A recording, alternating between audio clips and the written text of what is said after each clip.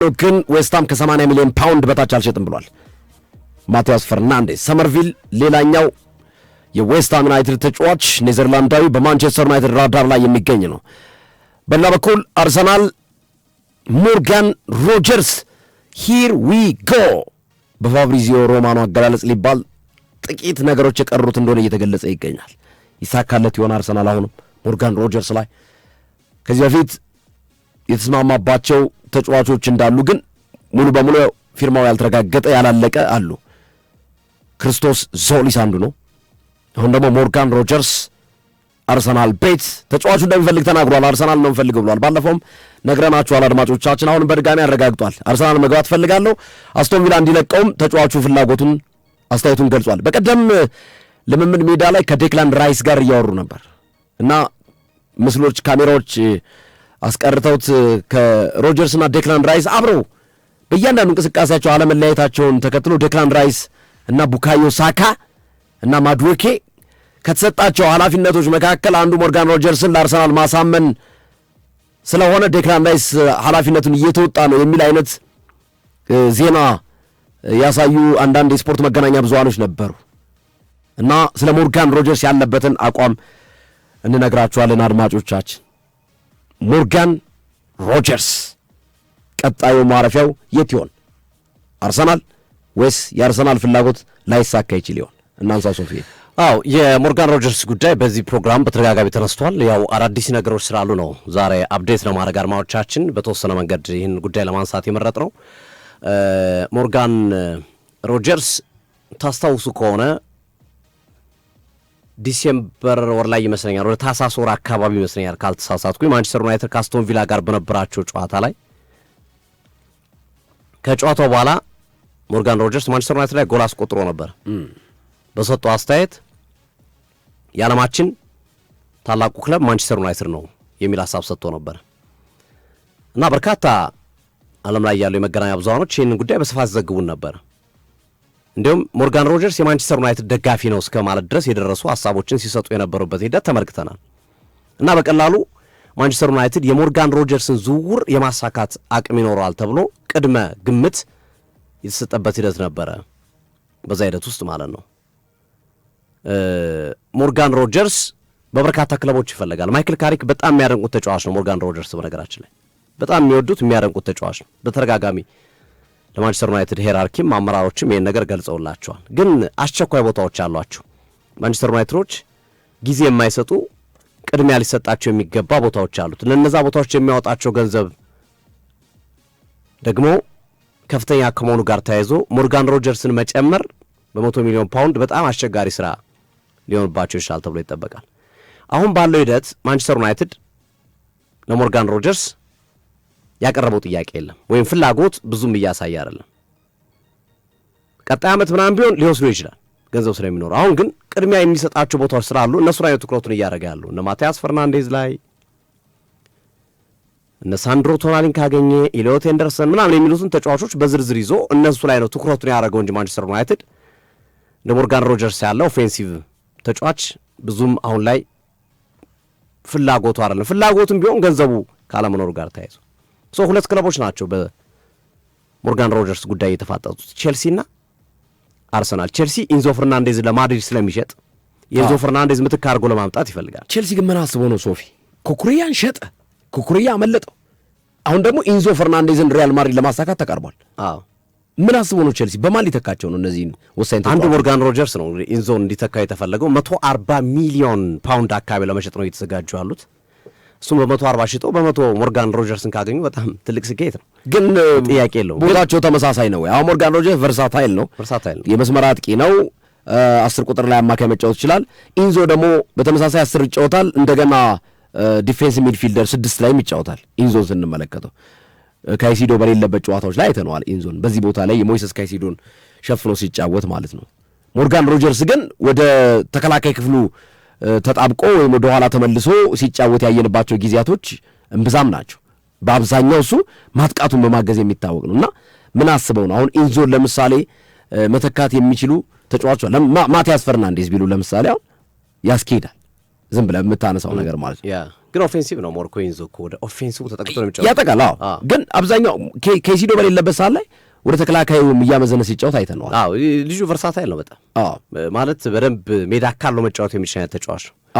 ሞርጋን ሮጀርስ ደግሞ ብዙ ጊዜ የምናየው ከመስመር እየተነሳ ሲያጠቃ መስመርና 10 ቁጥር ላይ ነው። 10 ቁጥርና መስመር እሱ ላይ ነው የምናየው። እንዲያውም ሚኬል አርቴታ ይህንን ተጫዋች የሚፈልጉት እያስፈረሙት ያሉት እንደ መስመር አጥቂ አስበው ነው እያስፈረሙ ያሉት። የ10 ቁጥር ሚና ሊሰጡት አይደለም። በችግር ካልሆነ በስተቀር ያንን የማድረግ ፍላጎት አይኖራቸው። ኤግዛክትሊ በቃ ሜጀር በዛ ነው ቼልሲ ምን አስበው ነው ግራ መስመር እየተነሳ እንዲያጠቃ ነው የሚፈልጉት። ያ ሶ ቼልሲ እና አርሰናል ናቸው እየተፎካከሩ ያሉት። አዲሱ ነገር ምንድነው?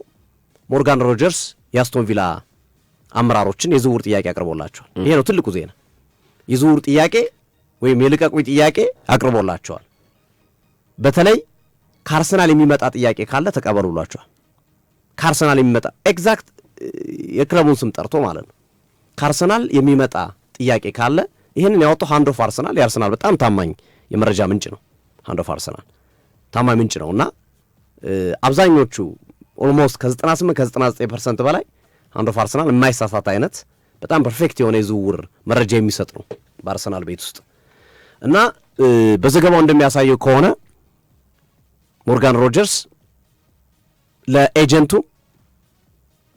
ገልጾ ንግግር ተጀምረዋል። መሰረታዊ ውይይቶች በአንድሪያ ቤርታ ምን ያህል ገንዘብ ያወጣል፣ የፐርሰናል ተርሙ ምን ይመስላል፣ ምን ያህል ደሞዝ ይጠይቀናል የሚሉትና መሰል ነገሮችን አርሰናሎች እሱን ሲጠይቁ ሲሰልሉ ቆይተዋል።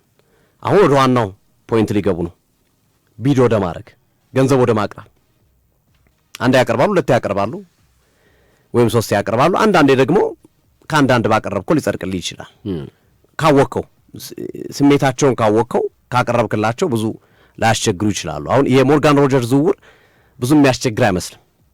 ምክንያቱም ተጫዋቹም አርሰናል ነው የሚፈልገው። ለአስቶን ቪላ ክለብ አመራሮችም የነገራቸው ለአርሰናል ብቻ ሽጡኝ ነው ያላቸው። አርሰናልን ከጠየቀኝ ጥያቄውን ተቀበሉልኝ ነው ያላቸው።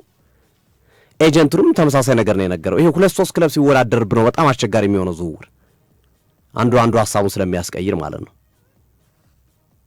ነገር ግን አርሰናል አሁንም ቢሆን 100 ሚሊዮን ፓውንድ የመክፈል ፍላጎት የለውም ለሞርጋን ሮጀርስ። በ80 በ90 ቢጨርሱ ደስ ይላቸዋል። ያው ከአርሰናል ከስሪቱም አንጻር ይሄ ዝም ብሎ ገንዘብ የሚያወጣ አይነት ክለብ አይደለም። የጠየቀውን የሚከፍል ክለብ አይደለም። ይከራከራል። አሁንም ገንዘብ እያላቸው አርሰናሎች ገንዘብ ሞልቶ ተርፋቸውን በደንብ ይከራከራሉ። የነበረ ትሬንድ ነው በአርሰናል ቤት ውስጥ እና ሞርጋን ሮጀርስን ትልቁ ነገር ከአርሰናል ጋር በተያያዘ የሚመጣልኝ ጥያቄ ካለ በራችሁን ክፍት አድርጉልኝ። ይሄ ግልጽ ነገር ነው። በቃ ይሄ መሰረታዊ ፖይንት ነው። ለዝውውር አንዱ መሰረታዊ ነጥብ ይሄ ነው። ተጫዋቹ ይህንን ክለብ ፈልጋለሁ ብሏል። ክለቡ ከክለቡ ጋር መደራደር ነው። ከዛ በኋላ የሚቀርብለትን ገንዘብ እየተመለከተ እና አርሰናልን የፈለገበት ምክንያት ሲያብራራ ፕሮጀክቱን ነው። የአርሰናልን ፕሮጀክት የሚካኤል አርቴታ ፕሮጀክት በጣም ተመችቶታል። አስረድተውታል። ሚካኤል አርቴታ ምን እንዳሰቡ አውርተዋል። በራሳቸው በተጫዋቾቻቸው ለአራቱ ነው እኮ ነው የከበቡት። ራይስ፣ ኢዜ፣ ሳካ፣ ማዱኬ ደግሞ ቤስት ፍሬንድ ናቸው እና በተለይ ከራይስ ጋር ያለው እንደው እንዴት ነጥለው እንዳወጡት ሲያወሩ ጎን ለጎን ማለት ነው ከሞርጋን ሮጀርስ ጋር ራይስ እና ሞርጋን ሮጀርስ እና እንደውም አንዳንዶች ምሎ ነው የጀመሩት ከአርቴታ የታዘዙትን ስራ በዴክላን ራይስ አርሰናሎች ጀመሩ ብሎ ነው የታይትል የሰጡት የዜናውን ርዕስ ራሱ። ስለዚህ ይሄ ነገር እንግዲህ ለአርሰናል የበለጠ የልብ የሚሰጠው በእኔ እምነት ያው ብዙ ጊዜ ረጅም ጊዜ ከዝውውር ጋርም ዜናዎች ከመስራታችን ጋር ተያይዞ ሞርጋን ሮጀርስ አርሰናል የሚገባ ይመስለኛል። የጊዜ ጉዳይ ካልሆነ ሞርጋን ሮጀርስ አርሰናል የመግባት እድሉ በጣም በጣም በጣም በጣም ሰፊ ይመስለኛል። አሁን ነጥብጣቦችን ማገናኘት ከምንመለከተው ነገር አንጻር ልክ ነው። አንደኛ ነጥብጣቦቹ ምንድነው? ተጫዋቹ ጠየቀ ማለት በቃ አብቅቷል ነገር። አስቶን ቪላን ልቀቁኝ ብሎ በይፋ ጠየቀ። አንድ እዚህ ጋር ግንኙነታቸው ከነ ዴክላን ራይስ እና ከነ ቡካዮ ሳካ፣ ማዱኬ፣ ኢዜ ጋር በተለይ ከራይስ ጋር ያለው ነገር በእያንዳንዱ የልምምድ ቦታ ከራይስ አጠገብ ሁሌ ሞርጋን ሮጀርስ አለና እሱ መሆኑ ከዛ ባለፈ ደግሞ ቀጣይ ማረፊያው አርሰናል እንደሚሆን በከፍተኛ ሁኔታ መነገሩ እነዚህ ነጥብጣቦች ስናየው ሶፊ እንዳልከው እኔም ቀጣይ የሞርጋን ሮጀርስ ማረፊያ አርሰናል እንደሚሆን አስባለሁ።